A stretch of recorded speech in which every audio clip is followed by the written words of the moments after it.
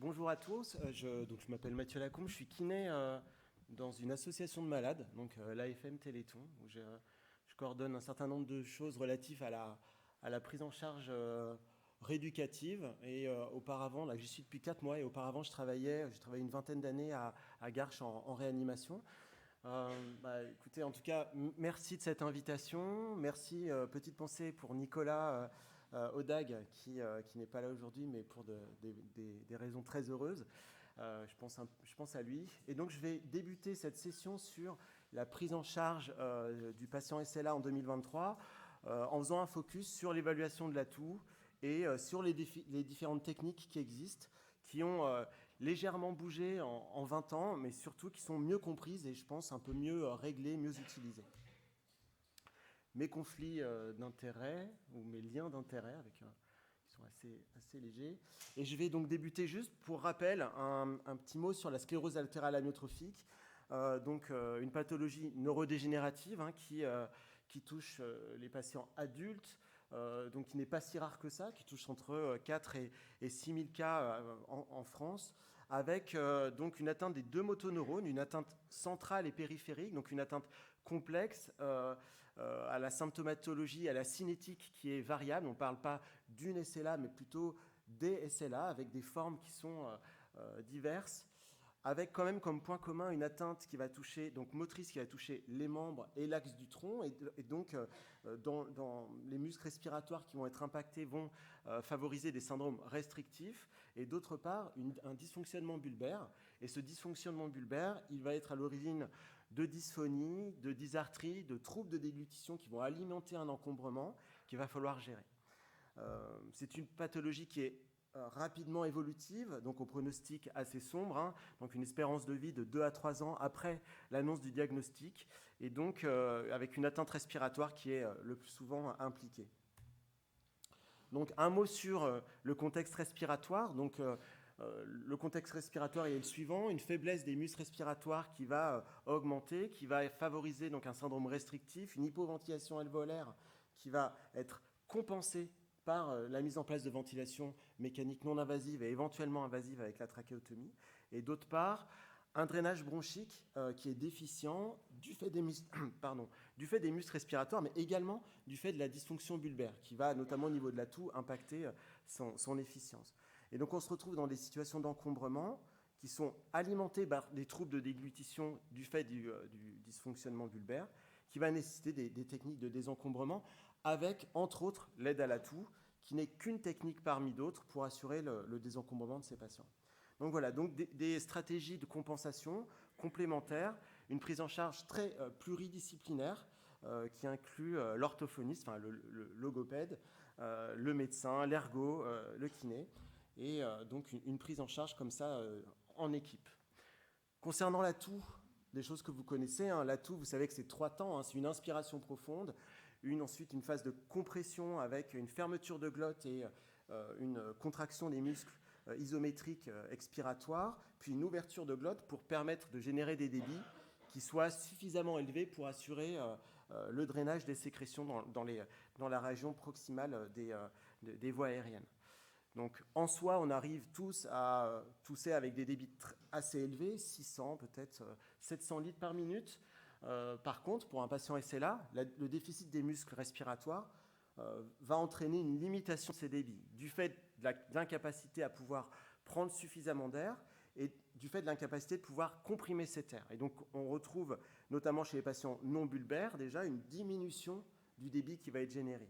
Et si on rajoute la dysfonction bulbaire, et bien là on va avoir des débits qui sont encore un peu plus diminués, avec des cinétiques de toux qui deviennent assez chaotiques. Et donc on se retrouve dans une situation où les patients sont dans l'incapacité de pouvoir gérer des situations d'encombrement, des situations de fausses routes, que ce soit alimentaire mais également à la salive, et donc il va falloir les aider pour tousser plus efficacement. Donc l'idée, c'est suivre ces patients pour évaluer cette toux au plus près, avec une toux qui peut se dégrader très rapidement. Alors, donc comment on évalue cette toux ? On l'évalue au gré des bilans respiratoires qui sont faits régulièrement, au moins tous les 3 mois, pour suivre un petit peu l'état respiratoire du patient, avec quels indicateurs ?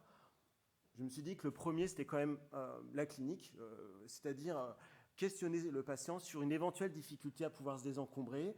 Est-ce que la toux est sonore? Est-ce qu'elle est fatigante? Est-ce que le patient a une cinétique de toux qui est préservée? Ou est-ce que, du fait des troubles bulbaires, on sent bien que la compétence glottique impacte cette toux? Donc voilà, déjà être aux aguets sur des éléments très cliniques. Et ensuite, on a des éléments beaucoup plus chiffrés qu'on pourrait discuter. Mais c'est vrai que le gold standard, et Antoine en parlait tout à l'heure, c'est le débit de pointe à la toux. Ce débit de pointe qui peut être mesuré de différentes manières avec des pneumotachographes, donc dans les centres de référence avec des appareils qui vont être étalonnés, qui sont précis. Mais on va pouvoir le mesurer avec un simple spiromètre ou éventuellement avec un peak flow, sachant que le message, c'est il faut faire tousser le patient dans un masque pour respecter l'ouverture de bouche qui est nécessaire lorsqu'on essaie de tousser. Ensuite, les deux seuils de ce débit de pointe à la toux qu'il faut retenir, il y en a un qui est 160 litres par minute. On sait que si on est en dessous de ce seuil de 160 litres par minute, c'est bien, on a clairement une toux inefficace, et ça, c'est les travaux qui datent de presque 30 ans de John Bach. Et puis, peut-être un niveau de DEP à la toux qui est plus intéressant à connaître, c'est ce débit de pointe à la toux autour de 255, 270 litres par minute. Donc ce seuil, il indique que en dessous de ces valeurs-là, le patient, en cas d'encombrement et de la fatigue que ça génère, va passer en dessous du seuil fatidique de 160 et donc sera dans l'incapacité de pouvoir tousser efficacement. Donc le message, c'est que finalement, il faut assez précocement mettre en place des techniques de désencombrement, surtout sur une cinétique de toux inefficace qui va très vite. Et donc, il faut être un peu proactif. Et dès qu'on atteint ces valeurs de 270, 255 litres par minute, ou que le patient se plaint d'une toux inefficace, il faut lancer l'affaire en proposant des techniques de désencombrement pour apprendre au patient à se désencombrer à l'état stable et pas attendre des situations critiques qui rendent les choses bien plus compliquées. Donc, pour les techniques qu'on peut utiliser pour aider nos patients à tousser, donc il y en a toute une flopée. Les plus historiques, on va dire, ce sont les techniques d'hyperinsufflation qui compensent le déficit des muscles inspiratoires en donnant de l'air au patient, donc faire en sorte que le patient soit surgonflé sur le premier temps de la toux. Et puis, on va y associer des compressions manuelles sur les deux autres temps, la phase de compression et la phase d'expulsion, pour aider le patient à tousser plus efficacement et compenser le déficit des muscles expirateurs. Donc la compression manuelle, je pense que on la maîtrise quand même tous assez bien. Et si on doit parler d'outils, au-delà de nos mains, on va parler d'outils un peu instrumentaux avec toutes ces techniques qui permettent de donner plus d'air à notre patient. Donc ces outils, il y en a plusieurs. On peut les catégoriser. Le premier type d'outil qu'on va retrouver, ce sont des appareils qui délivrent un volume courant. Donc uniquement un volume courant, donc 0,5 litres, donc quelque chose qui est nécessairement insuffisant pour surgonfler le patient pour qu'il tousse efficacement, mais c'est un outil avec lequel on va pouvoir tricher et on va faire en sorte que le patient empile plusieurs de ces volumes qui seraient délivrés par exemple par un ballon insufflateur. Je mets un peu de côté la VNI en mode volumétrique parce que je pense que c'est quelque chose qu'on utilise quand même maintenant quasiment plus chez les patients. Et c'est là, on est beaucoup plus sur des modalités barométriques. Mais en tout cas, le ballon insufflateur, ça pourrait être une bonne idée, c'est-à-dire qu'on va insuffler au patient un premier volume courant, on va lui demander de prendre de l'air, de fermer la glotte, attendre ensuite qu'on délivre un deuxième volume courant. Dans ce cas-là, le patient ouvre la glotte, empile ce deuxième volume, prend éventuellement un troisième volume, et donc va se retrouver avec l'équivalent d'1,5 litre peut-être dans les poumons, pouvoir tousser efficacement. Donc une technique qui est séduisante, avec pas mal d'études sur le sujet qui ont été réalisées, mais qui nécessite quand même une compétence glottique et qui, sur le terrain, n'est quand même pas facile à proposer aux patients, surtout si on est tout seul et qu'on veut en plus, après, appuyer avec nos mains pour effectuer des compressions manuelles. Mais bon, donc en théorie, pourquoi pas, mais peut-être pas chez tous les patients. Donc on peut se tourner après sur des outils qui permettent de faire une hyperinsufflation en une seule fois. Donc c'est intéressant parce qu'on va s'affranchir de la compétence glottique et on pourrait donc permettre aux patients d'être hyper insufflés en une seule fois avec par exemple le relaxateur de pression qui est quand même un outil de rééducation qui est séduisant mais qui réclame une coordination importante puisqu'il faut que le patient déclenche l'appareil grâce au trigger qu'on aura réglé, qu'il se laisse gonfler jusqu'au niveau de pression qu'on a choisi, et ensuite qu'il puisse tousser. Et dans la vraie vie, la coordination que ça nécessite est quand même pas simple. Donc, là encore, un outil intéressant, mais qui, notamment pour les patients bulbaires, me paraît difficile à proposer aux patients. Et puis, donc peut-être plus intéressant, notamment pour les patients qui seraient ventilés, eh bien, c'est l'usage de programmes d'hyperinsufflation qui sont maintenant présents dans un certain nombre de ventilateurs qu'on retrouve au domicile du patient. Et donc, l'idée, là, je vous ai mis 2 appareils, donc la Prisma 2050 ou l'Astral 150, qui, avec des modalités un peu différentes, permettent, en appuyant sur un bouton, pendant la ventilation, de créer une hyperinsufflation. Alors, pour la Prisma 2050, par exemple, la fonction s'appelle l'IAM, elle permet d'aller jusqu'à, de mémoire, 50 cm d'eau de pression pour que le patient puisse tousser plus efficacement. L'avantage, c'est que vous avez un appareil qui devient un peu 2 en 1 et qui permet aux patients, au petit matin, après un patient qui serait ventilé pendant la nuit et qui aurait besoin de se désencombrer, de lancer le programme d'hyperinsufflation qui permet de tousser plus efficacement, finalement quasiment tout seul. Évidemment, s'il y a un aidant qui peut appuyer avec ses mains sur le thorax sur la phase expiratoire, on sera plus efficace. Donc quelque chose qui est quand même assez intéressant à pouvoir proposer aux patients en 2023. Si on s'intéresse aux études, très rapidement, chez les patients neuromusculaires, quand je fais ce topo, en général, il n'y a pas débat. Je trouve les hyperinsufflations, la compression manuelle, elles augmentent les débits de pointe à la toux, elles permettent d'assurer des toux plus efficaces, et encore un peu plus quand on associe les deux. Chez le patient SLA, donc en creusant un petit peu les études sur le sujet, ce n'est pas si net que ça finalement. Quand on regarde dans le détail, si on prend l'étude de Sennett de 2011 qui a évalué 28 patients sur des efforts de toux avec différentes stratégies, eh bien on voit par exemple qu'entre la toux spontanée en bleu et la toux avec des compressions manuelles en orange, il n'y a pas de différence significative. Donc en soi, dans la cohorte de patients qui avait été inclus, la compression manuelle toute seule n'était pas très intéressante. Par contre, si on y ajoute des hyperinsufflations, effectivement, on obtient des toux qui deviennent plus intéressantes, des toux plus importantes, qui vont dépasser des seuils de 160 litres par minute. Donc le message, c'est qu'il y a un effet associatif qui semble quand même être présent. Et quelles que soient les modalités, en tout cas dans cette étude, que ce soit par air staking, donc avec empilement de volume, ou bien avec uniquement l'usage du ventilateur et du volume courant qui est délivré par le ventilateur, ou bien avec des niveaux de pression plus élevés de 30 cm d'eau, eh bien on aide quand même le patient dans les 3 situations à tousser plus efficacement. Donc l'idée c'est cumulons les 2 effets hyperinsufflation, compression manuelle et essayons de trouver dans l'environnement du patient des stratégies d'hyperinsufflation qui semblent adaptées au profil respiratoire, aux éventuels problèmes de dysfonction bulbaire. Donc ça, c'est donc des outils qui sont quand même à la base non dédiés directement à l'aide à la toux. Et maintenant, depuis une petite vingtaine d'années, on a un appareil dédié plus spécifiquement à l'aide à la toux, qui est l'inexsufflateur mécanique, qu'on appelle souvent cophaciste. Donc l'inexsufflateur mécanique, son principe, c'est une pression positive qui va être délivrée dans un masque ou par la trachéotomie lors du temps inspiratoire de la toux. Et puis ensuite, lors de la phase expiratoire, une pression négative qui va aspirer l'air contenu dans les bronches et générer des débits qu'on espère suffisants pour désencombrer le patient. Donc le patient, il va tousser dans un masque sur l'ensemble des 3 temps. Donc il inspire grâce à la pression positive et il expulse avec la pression négative qui est délivrée par l'appareil. Donc on peut y ajouter des compressions manuelles et en 2023, petit à petit, à force de faire ce type de topo, je rajoute des nouveaux appareils qui arrivent sur le marché. Donc maintenant, on en a au moins 5 ou 6 qui sont présents avec des fonctions spécifiques. Comment on le règle, cet appareil ?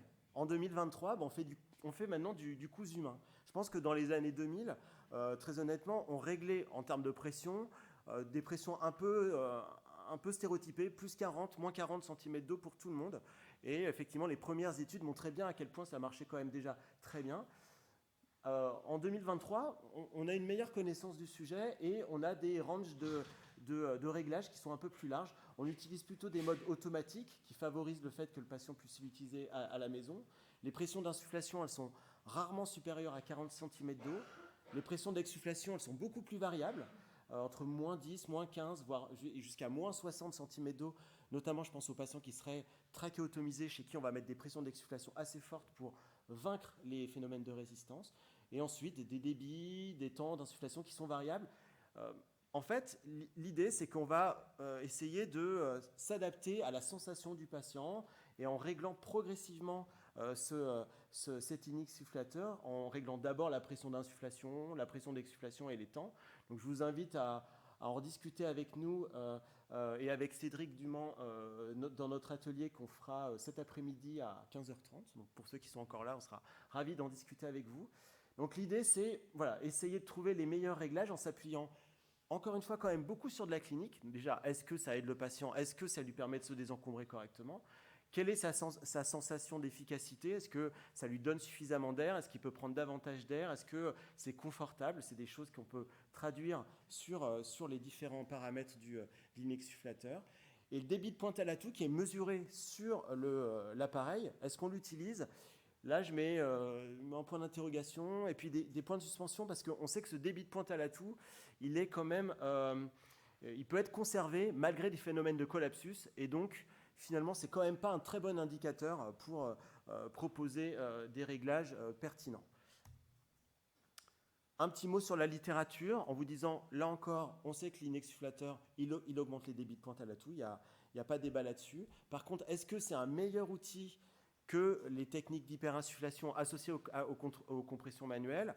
Là encore, quand on regarde un peu dans le détail des études, ce n'est pas si clair et je pense que c'est en lien avec le fait qu'on soit dans des cohortes toutes petites de patients avec des profils qui sont différents, bulbaires, non bulbaires, et que c'est quand même du cas par cas qu'il va falloir faire en pratique courante. Il y a quand même un consensus de tester cet appareil, notamment en cas d'inefficacité des techniques plus classiques d'hyperinsufflation et compression manuelle. Et par contre, là, il n'y a pas débat. Si le patient est trachéotomisé, il est clair que c'est sûrement la meilleure technique pour assurer un désencombrement des patients qui bénéficieraient d'une ventilation invasive. Donc un appareil qui a de l'intérêt, mais qui a quand même des limites. Et maintenant, depuis une petite dizaine d'années, les années passent, on a quand même tout ce questionnement autour de la sphère ORL et du comportement de la sphère ORL lors de l'usage de l'inexsufflation mécanique.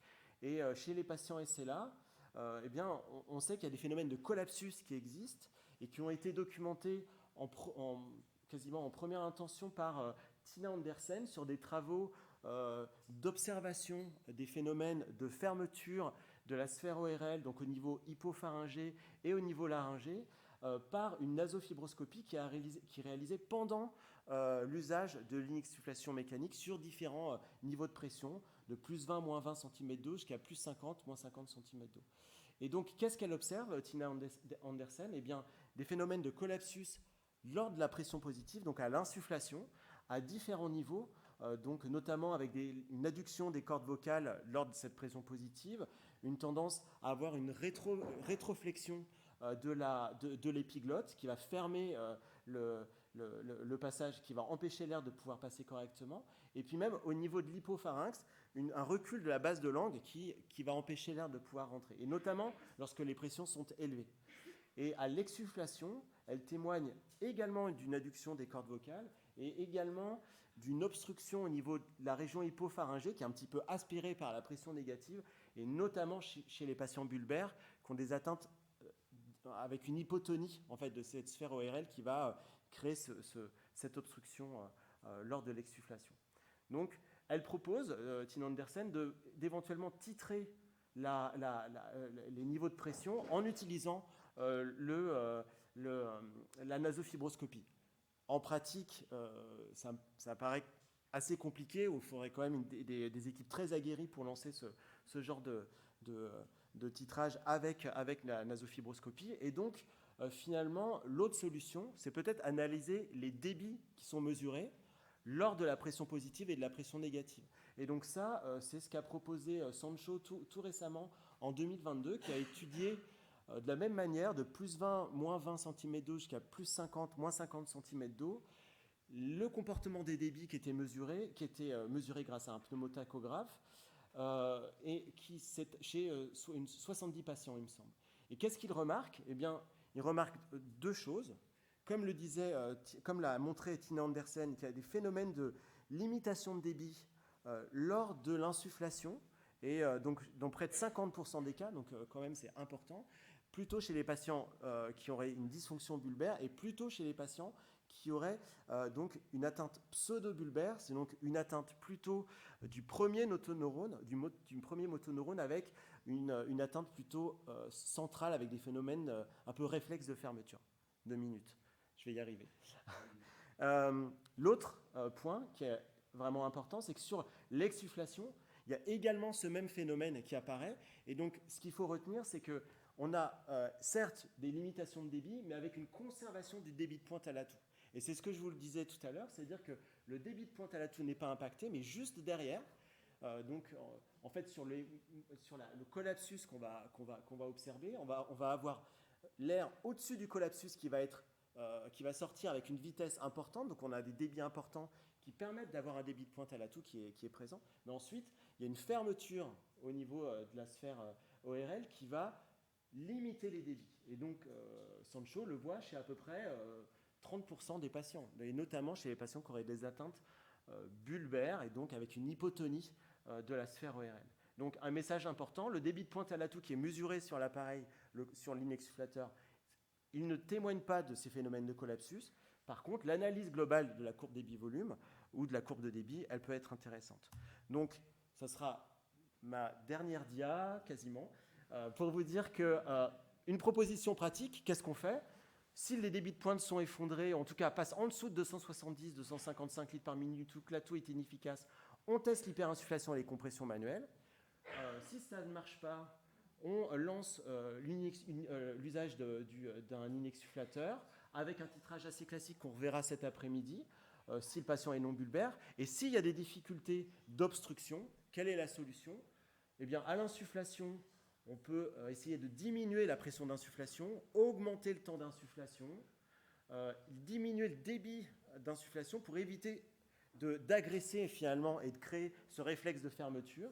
Et de la même manière sur le temps expiratoire, à l'exsufflation, ne pas hésiter à diminuer la pression d'exsufflation pour éviter que ça ferme au niveau des cordes vocales. Les indicateurs, ils sont très cliniques. La nasofibroscopie, je pense que c'est un peu difficile à la lancer en usage en routine clinique. Et l'analyse des courbes de débit peut être une solution en cas de vraiment de difficultés importantes. Je conclus en vous disant qu'on a de bons outils, qu'on comprend mieux cette sphère ORL, et donc ces outils, ils sont d'après moi mieux utilisés actuellement, donc ils n'ont pas vraiment bougé depuis 15 ans, mais par contre on les comprend mieux et on les manipule mieux, donc ça c'est quelque chose de très bien. Le débit de pointe à l'atout, très bien, mais on voit bien que ça ne peut pas être le seul outil, en tout cas de mesure, qui nous permet sous inexsufflateur de savoir si l'atout est efficace, donc il va falloir s'en affranchir. Et il y a un dernier point, mais qu'on pourrait ouvrir et j'aimerais qu'on en discute peut-être autour d'un café, c'est on a des outils, on les comprend mieux. Par contre, il y a l'enjeu crucial qui me prendrait 1 heure encore, que la communauté des kinés puisse s'emparer de ces outils, et notamment au domicile, pour que les choses puissent proposer aux patients la meilleure prise en charge possible. Et ça, c'est un défi, je pense, qui est majeur, qu'il va falloir porter tous ensemble. C'est peut-être l'une de mes fonctions, et donc je serais ravi de pouvoir en discuter avec vous, parce que c'est quelque chose qui va déterminer la qualité de vie des patients et sa prise en charge. Je vous remercie beaucoup.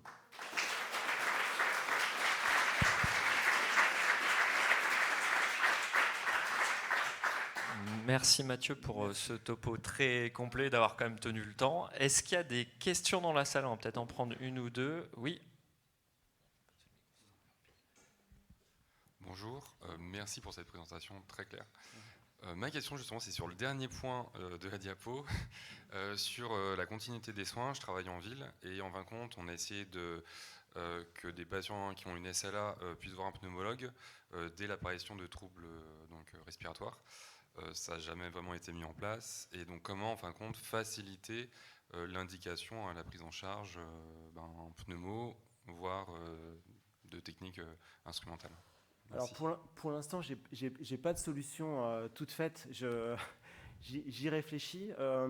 Je pense. Alors d'abord, enfin, il y a des centres quand même de référence, et c'est là. Et je pense que l'idée, j'imagine, c'est de rapprocher un peu les différentes structures, en incluant le prestataire aussi à l'intérieur de cette équipe. Et donc, je pense qu'il y a un défi de rencontre des différents professionnels. Et bon, ça, je n'ai pas vraiment la main là-dessus. Je pense que donc il y a le problème de l'indication, mais maintenant, on a quand même... Je pense qu'on va pouvoir s'affranchir de ça assez facilement. Moi, mon vrai problème, je trouve, c'est plutôt comment on offre aux patients et comment on offre aux kinés aussi la possibilité de prendre en charge ces patients complexes dans de bonnes conditions, sachant que pour avoir interrogé un peu sur d'autres pathologies neuromusculaires, un kiné de ville, soit il est spécialisé dans la prise en charge respiratoire, mais dans ce cas-là, il faut qu'elle soit clairement mieux reconnue. Et donc, je pense qu'il y a quelque chose un peu... il va falloir solliciter sûrement un peu plus haut, enfin, au niveau de la santé publique, pour convaincre l'importance d'avoir des spécialités qui soient reconnues et qui favorisent comme ça la prise en charge. Et d'autre part, d'avoir aussi un accompagnement peut-être entre le kiné de ville et le centre de référence pour que on puisse pour que le kiné de ville puisse s'emparer un peu de ces outils-là. Mais il y a plusieurs niveaux. Je pense qu'il y a au niveau étatique des choses à faire. Au niveau financier, très clairement, je pense qu'il y a des choses à faire. J'en discutais hier avec des kinés. Je ne sais pas s'ils sont dans la salle, mais ils m'avaient promis d'être là, mais je crois qu'ils ne sont pas venus finalement. Mais je pense qu'il faudrait la kiné respiratoire d'un patient trachéo-ventilé ou avec des troubles bulbaires, 30 minutes environ à domicile pour assurer ce désencombrement. Ça me paraît compliqué à mener.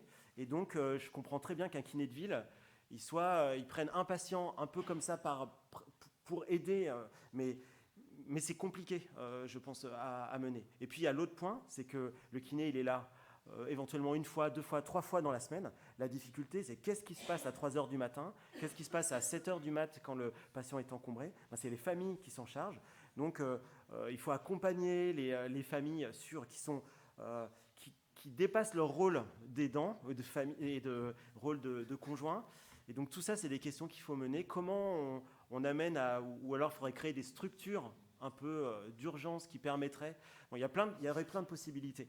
Je n'ai pas la réponse, mais j'ai quitté mes fonctions à l'hôpital pour rejoindre l'AFM, notamment pour travailler autour de ces paramètres-là, parce que je pense que c'est déterminant. On a des outils. Il faut que la communauté puisse s'en emparer, qu'on lui donne les moyens de s'en emparer. Et bon voilà, on pourra en discuter volontiers quand vous le souhaitez. Merci beaucoup. Merci Mathieu.